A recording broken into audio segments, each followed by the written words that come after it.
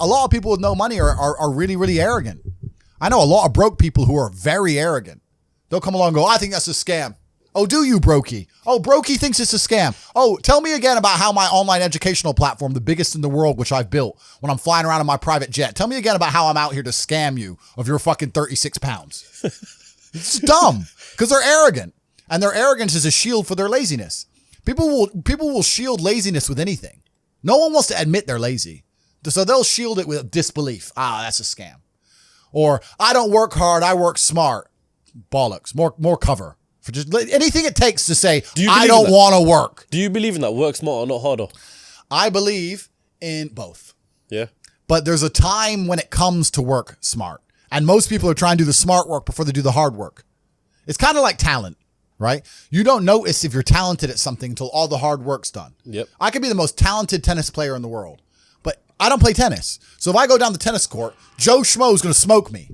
I don't get to see my talent until I've worked so hard that I'm in the top 1%, and now I'm beating them because I have some God-given gift. Yeah. You understand? Yeah. You have to do the hard work first.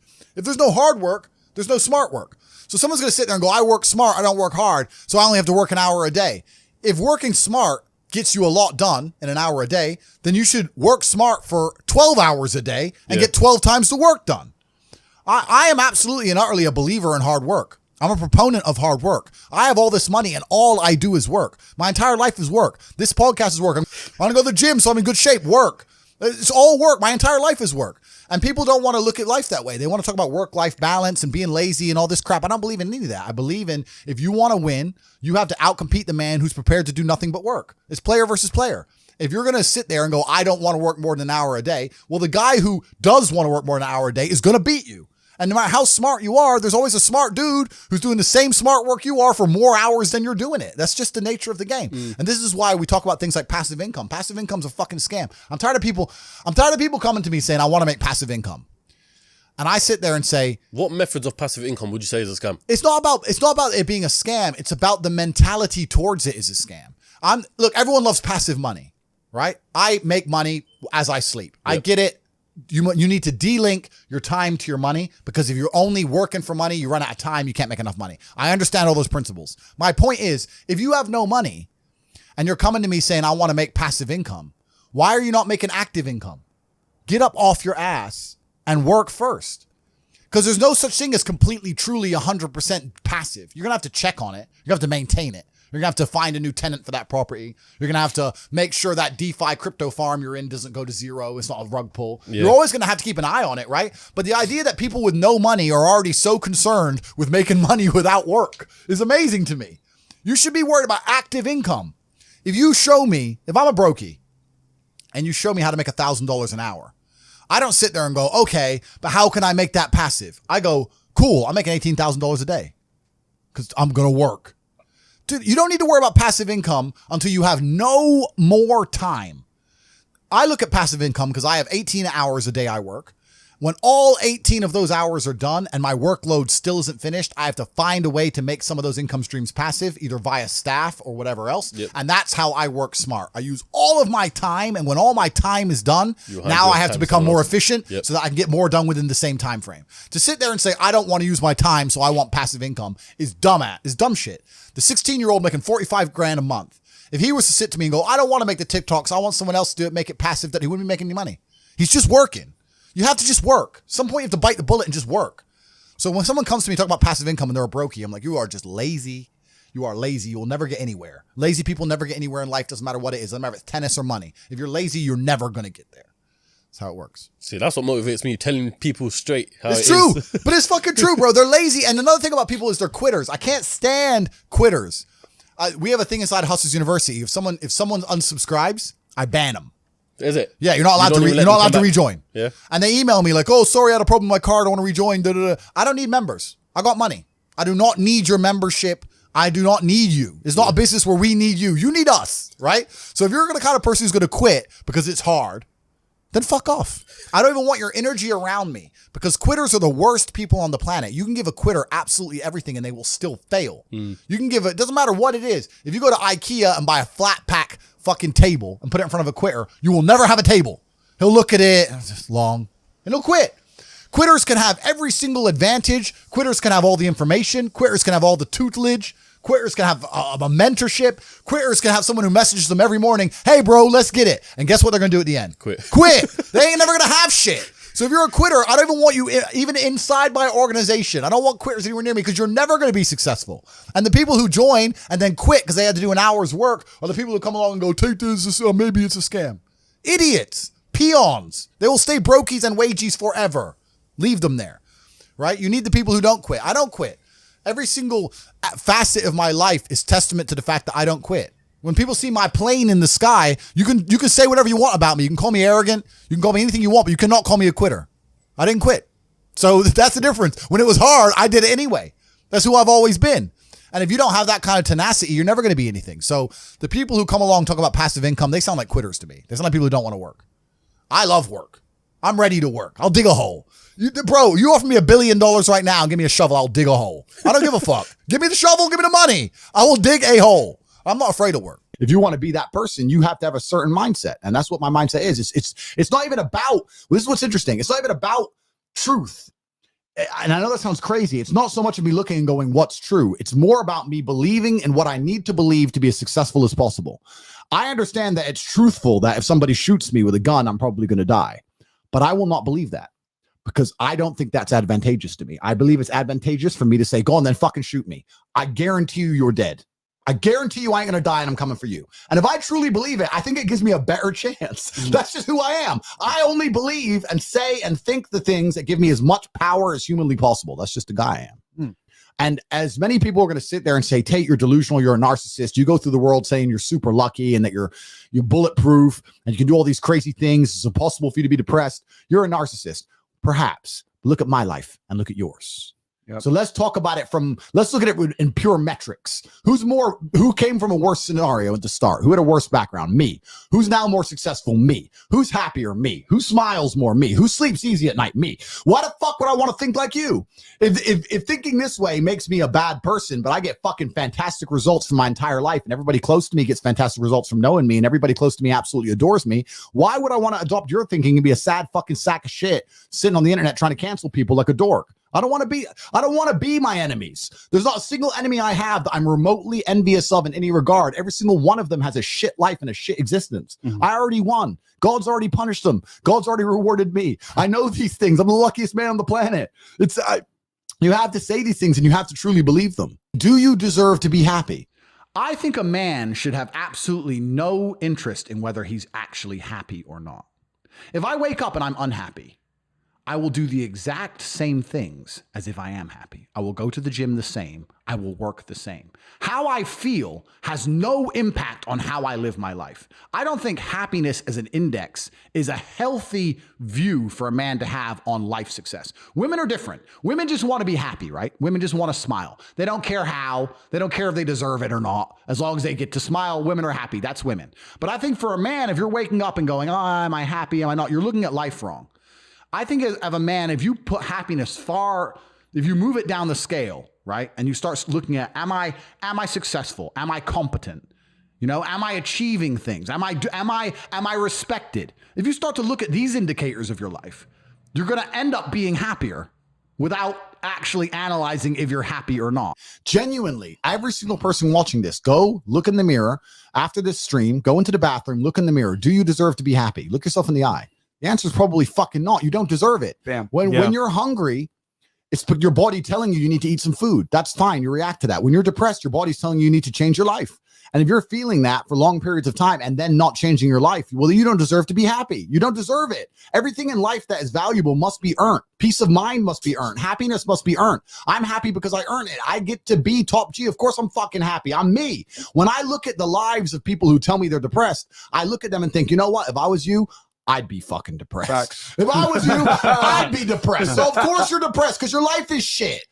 But whose fault is that? That you have to take some personal responsibility for it. And what they'll do is they'll try and outsource it. Well, I had a bad start, or this happened to me, that happened to me. World ain't fair. Suck it up, buttercup. Shit happens to everybody. I could sit here and be an unsuccessful piece of shit, and I got 10 stories to tell you why I have excuses to do exactly that. And here I am, top G. So that's life. That's life. You have to get shit done. So yeah, if you live a depressive life, you're going to feel depressed. If you lived my life, you wouldn't feel depressed. So now you know what to fucking do. Now you're either going to get up and do it, or you're going to sit there and stay depressed. And that's why these people are so desperate to defend the idea that depression can't be solved. When you tell the world that depression can't be solved, what you're doing is absolving yourself from all responsibility. I no longer have to stand up and work hard and try and be something, because it doesn't matter how hard I work, because I'll be depressed anyway. They know that's a lie. They're just trying to they're being ignorant on purpose to avoid doing the hard work. That's all it really is. So a lot of people are labeling themselves, and I absolutely refuse to take my own power away. There are so many things in the world trying to kill us. Like, you got enemies, you got people on the streets with blades, you got bacterias, fucking lions. Oh, I've got enough enemies, bruv. Sharks want me dead. I've got enough enemies. Why am I going to take my own power away? Another thing that's really important, I say this all the time, nearly every word that comes out of my mouth is self-hypnosis. Every word that comes out of my mouth is self-hypnosis. And it's the same for everybody watching this. Every single word you speak is self-hypnosis. Every single thing you say out of your own mouth is almost more important than the things you hear from other people. Amen. You can't be sitting there saying, I'm depressed. I got a generational curse. I'm unlucky, bro. You can't be saying these things, because you're reaffirming them within your mind. I don't do that. I said at the beginning of this stream, I do not believe in things that take away power from me. I only believe in things that make me more powerful as an individual. Yeah. Now, I cannot deny that feeling depressed is real, because every single human on the planet sometimes feels depressed. Feeling depressed is real, but being a depressive or having depression is something else. I accept that if I do feel depressed, or I do feel sad, or I do feel negative, which is actually very rare for me, but if it does ever happen, I understand I'm human and it's an emotion I'm going through, and it will pass. People who have depression believe that they have a disease that can't be fixed and can't be cured. You are handing your power away. You're giving your power to an outside source, and you're saying that I have no control over this. It doesn't matter what situation you're in. You need to at least believe you have some degree of control. When I say depression isn't real, I'm not saying you don't feel depressed. I'm saying that you can fix it. It's not a disease that you caught from the sky. You can fix it by taking control of your own mind. And this is what people really don't yet understand. There's only one thing on the planet you actually have control over. You can't control the weather. You can't control your health. You can get a brain aneurysm or a heart attack. You can't control other people. The only thing you can actually really truly control is what you think. That's the only thing you can change in real time. You can be thinking of red and change it to blue. So why are you not controlling your own mind? It's your asset. It's your ally. It's your friend. Why would you make an enemy out of the only thing you have control over? I refuse to do that. It doesn't make sense to me. The worst thing on earth that could happen to a man could happen to me. And I guarantee you, I would still label myself happy. I'm happy because that's who I am. That's how I view myself. That's what I've decided. If you truly want to win, you can't only want to win when you're happy, and you can't only want to win when you're motivated, because you're competing against people like me who want to win all of the time. And unfortunately, it's player versus player. Every single girl that you want, every single dollar that you want, I also want. You're competing against men like me who will perform even when it is raining, not only when the sun is shining. And if you're going to be the kind of person who can only do it in one of those scenarios, you are going to lose. You must be prepared to perform all of the time. What we were saying earlier about player versus player is absolutely not really true. If it's player versus player and you're competing against everybody else, because you're competing up against everybody else all the time, and you want to also, on top of that, be low energy and lethargic and lazy, well, then you just don't stand a chance. You're wrecked. There are people out here who are prepared to work their ass off. Yeah. And if you're not going to be that guy, then you're going to fucking lose. I have a lot of people who message me and say, oh, I struggle with motivation. And my answer is simple. Then stay a loser. If you can't find the motivation to not be a loser, then I strongly recommend you just stay a loser, stay in your lane, and stay out of my way. Yeah. I have no time for people who cannot find the motivation to fix themselves and fix their own lives. I've been the kind of person who will perform 7 days a week. Doesn't matter how I feel, doesn't matter what's happened, doesn't matter if I'm happy or sad, things must be done. And this is the mindset you need to adopt if you want to be a winner. Yeah, happiness is a very interesting subject for men. Happiness is the number one thing that must be earned. And I'll tell you that my happiness is based on very real world achievements. I couldn't be happy if I was broke. I couldn't be happy if I was obese. I couldn't be happy if I was lonely. I couldn't be happy if I wasn't respected. I couldn't be happy if I couldn't whoop a dude's ass. I couldn't be happy in those scenarios. So I made sure none of them scenarios came true. I have earned my happiness via hard work. It's the top of a mountain, which I have climbed. I deserve it. I deserve to go to sleep with a smile on my fucking face and wake up between two bitches. That's what I fucking deserve. And every single guy who hasn't got it probably doesn't deserve it. And when I got attacked by the Matrix, when they attacked me and they accused me of all these different things, et cetera, which is numerous and all incorrect, I was explaining, and they were saying to me, oh yeah, but the expectations you're giving of men of life is unfair and all this crap. And I was saying, no, I'm just saying that the only life worth living as a man is a man of dedication and purpose and becoming important. That's what I'm saying. I'm saying if you're Joe Schmo as a man, it sucks. So stop being Joe Schmo. I'm telling the younger generation that if they don't get up and work hard and make sure that they're important, that the world's not going to give a shit about them. As a man, you're born with no inherent value. You have to become important. You have to go through some pain or go through some suffering to make people care about you. Otherwise, you're not going to matter.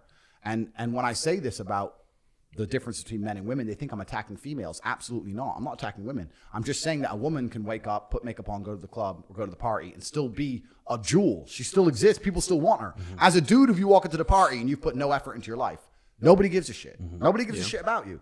And every man out here knows. And one of the great things about the masculine journey and masculinity is that we've all lived a semi-similar story. It's kind of cool. Like, we've all been the teenager, gets heartbroken. We've all been unimportant. We've all like worked hard and then started to get some clout. And then we've all kind of lived the same kind of journey. So I say to everybody out there, yeah, if you don't follow that path and follow that journey and in one way or another get to the top, whether it's fighting, whether it's comedy, whether it's musician, whatever it is, if you're just going to stay somewhere near the bottom and then at the age of 44, email me saying I'm depressed, well, of course you're depressed because you're a fucking loser. Yeah. But that was your choice because you have to build yourself as a man. And if you decide not to build yourself, then your life's going to suck. I can't imagine life as a man who wasn't competent, but I know for sure it must be miserable. It must be miserable. Mm-hmm. You're a feather in the wind. You're just being blown by the tides of life and you're just getting knocked from place to place. And you've handed all control of your life over to somebody else. And those people who you've handed control over to, whether it's the government, whether it's your job, whether whoever it is, they care about you less than you should care about yourself. And it's just a bad decision to make. Why would I see somebody as my equal? Why would I sit there and see you as my equal when I've suffered my entire life to be valuable and you've refused to suffer and just sit around on your ass all the time? Good. When I've gone through endless pain to be the man I am, and then you just sit there and talk like we're equals. We're not equals. I've been through shit. You decided not to go through shit. That's fine. That was your life decision. That's your prerogative. Yeah. But you have to live with those decisions. Mm-hmm. You can't complain now that I get to be top G and you don't. That was your choice. Yeah. So it's kind of, that's the thing about being a man. And that's what I was saying to the kids. It's like, look, you need to get up and it's going to be very, very difficult. The world's getting harder and harder, especially for men. It's all clout. It's all status. There's no way you're going to matter unless you get up and you work extremely hard.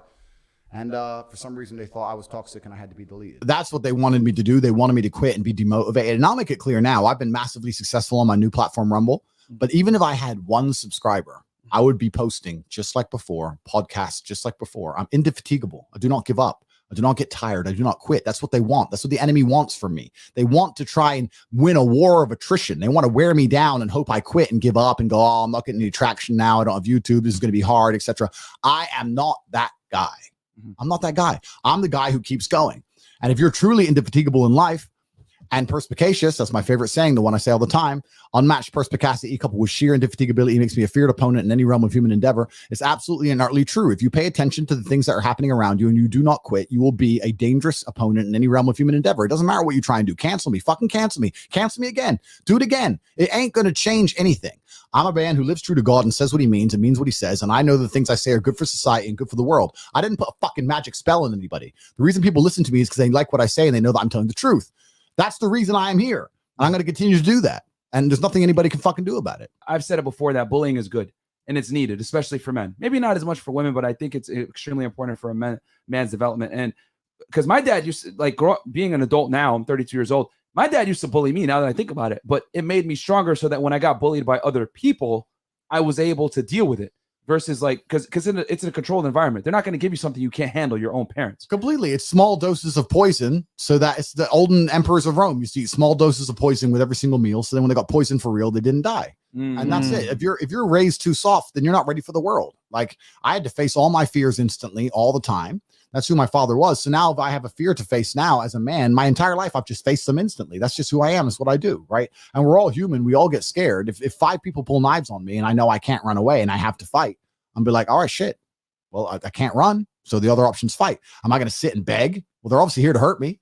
So now it's on. Like, that's just how I was raised. I would never rob my son of the opportunity of growing up to being that man. There's something that's so brilliant. So it's satisfying to your core. It's like an evolutionary adaptation. When you feel genuine competence as a man, there's something that oozes from you. Look at James Bond. The reason James Bond is James Bond is because he's good at everything. He can drive, he can fight, he can shoot. He's got all this money. He's smart. He's suave. He's a millionaire, whatever. That there's something about having competence as a man that genuinely satisfies your soul. How can I go to sleep and be sad at night when I know that I'm one of the baddest motherfuckers on the planet? When I know there's not a single scenario in which somebody paired against me will be happy about the pairing. It doesn't matter what it is. If you were to go out there, I've never even, let's choose something random. What do white people do? Wakeboarding. White people shit. I've never wakeboarded in my life, right? But if you were to go out there and choose someone else who's never wakeboarded before, and they said, you're going to have a wakeboarding competition, you're going to wakeboard against somebody who's never wakeboarded either, but if you lose, there's going to be serious consequences. But your competitor is Tate. Part of them's going to go, oh, fuck, why Tate? I've never even wakeboarded. They have no reason to fear me besides the fact that it's my last name and they know that I am indefatigable and perspicacious and that I am a feared opponent in any realm of human endeavor. I have absolute and utter competence that runs through my veins. I do not fucking fail, and the world knows that. How can I be unhappy in this scenario? How can I be unhappy as this person, as this avatar to fucking attack the simulation? Mm-hmm. My father built me to be this man. I would be a terrible father to rob my son of that opportunity, which means if his ass has to go fight orcs, imaginary orcs in a darkened room at the age of 2.5, then guess motherfucking what? That's what you're going to do, because I'd be a shit parent to raise him any other way. Well said, Marco, for that one, my friends. And you know what? Speaking of which, someone here gave a super chat. It goes, Andrew, somebody who didn't grow up with a father, I found paternal guidance through the example you and Tristan have shown. Thank you for your service to men worldwide. I'm working to afford the War Room ASAP. And I want to talk about that for a second. And that comes from KY Music. When you got your masculinity on point and you're a guy that people look up to sometimes, I've always said that a strong father is a strong father through generations and through other people. And what I mean by that, his example will be felt from generations down the road, and other people will be influenced by that same person. A lot of people look to me and say, Myron, you're like my older brother. I look up to you, etc. You guys aren't really looking up to Myron. You guys are looking up to my dad. I would. That's who you guys are looking up to. That's who I emulated. And that's why it's so important to have a father, because if you have a strong father, not only will he guide you, then you become that man, and other people are going to look to you and you can guide those people. So one strong man can literally change generations of other families if he's strong enough. And that's what you're doing, Andrew, as well. You and your brother came from a strong father, and you guys have been able to impart that wisdom, that strength, that ability to not be fatigued through bullshit. And people are learning from it. For the guys out there that don't have fathers or big brothers. Absolutely. And it's a natural state of being for a person who's confident with themselves and knows that they're speaking the truth. And also it pleases God and it pleases the universe and it pleases the world. And that's what I'm here to do. I do not see the advantage in me taking all the amazing lessons I had and the fantastic lifestyle I've built and keeping it all completely and utterly for myself and disappearing. That's what a insecure person would do. That's what a sad person would do. I'll give you an example. If I meet a rich guy who's like a fat, short dork, he never wants to tell people how to get rich. Have you ever talked to like a fat, short dork guy who has a bunch of money and you ask him how to make money? Oh, yeah, well, he'll give you some bullshit answer because he knows the only differentiator he has is money. That's all he has. If other people make money, then he ain't got shit anymore. Whereas me, I'll tell the whole world how to get rich. I don't give a fuck. You can get as rich as you want. I'm still top G. Right. I don't care how much money you have. I'll smack you up. It doesn't make a difference to me, right? So when you genuinely are happy within yourself, you're prepared to help other people. I want everybody watching this stream to be as confident and fantastic with women as possible. Do you think I give a shit if the 16,000 people watching this all become Casanovas? You think I'm going to be walking around thinking I'm getting no pussy? You think I'm scared? I love helping the world because I have genuine happiness within myself. I want every single person watching this stream to be as successful as possible. I talk about this all the time. One of the things that differentiates the people who listen to me and like my content and fans of mine, as opposed to my enemies or my opponents, is that the people who listen to me genuinely have better lives. Yeah. I want somebody to walk through life and them to go, look, his life's in order. Look, he's in fantastic shape. He's rich. He's confident. His head's held high. He must be a Tate fan. That's what I want. I want as many of my fans to be as successful as possible. That's why I have the things I have, the programs I have, and sell the things I do, because they're all completely and utterly dedicated towards the success of the people who understand my message. I'm not trying to detriment on anybody who believes in me. I want Tate fans to be the most capable, well put together the most financially literate fans on the planet. Let all my enemies be the depressed ones. Oh, okay. The depressive crowd and the multimillionaires. Well, which team are you joining? Like, I'm out here to help as many people as possible. And I think it's a fantastic badge of honor for me to sit here and say that my fans are some of the most financially literate, well-off, educated, charismatic men on the planet. That's what I want for a Tate fan. I don't want anything else. I want the best for every single one of them. And by default, you're building a network of guys that can fight the matrix and stand on their own. Absolutely. By default, I now have large groups of men who are extremely competent, who I'm close to. And that's what I want, right? The crazy thing about life and the crazy thing about war, it's always been the same. Getting money and getting status is absolutely and utterly important, because without those things, you're going to end up at the bottom of the ladder. Even if you're on the right team, you're going to end up at the bottom of the ladder, right? So if, let's say, a country, whatever it is, America, were to conscript right now and go to World War III, if you have no money and no real skills, you're the dude who's in the trench getting blown up. You're the fucking cannon fodder. You're the guy walking over landmines to clear them out. But if you're rich or intelligent or have unique skills, then you might be the engineering corps, or you might be an officer, or you might be something else, right? So even in the worst possible cases, even the idea of World War III and mass conscription, having money and status and skills are still going to save you from ending up being the guy in the foxhole just getting blown to fucking smithereens for no reason. You always have to be that guy.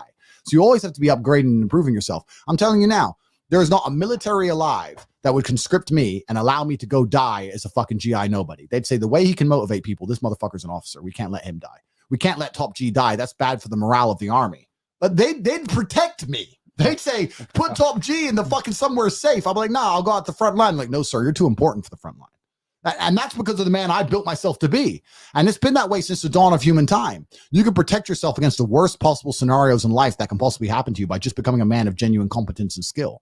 And that's why I don't understand how these men are just waking up each day and not trying to do exactly that. It's crazy. Ani, speaking of military, great question here. And I think a lot of guys can learn. Guys, I'm prioritizing questions that guys can actually learn from and become better from. And this one's a great one. He goes, $100. Andrew, I'm in the army and my best friend drowned 2 weeks ago. Broke my heart. I had to speak to his mother. We were both 20 years old.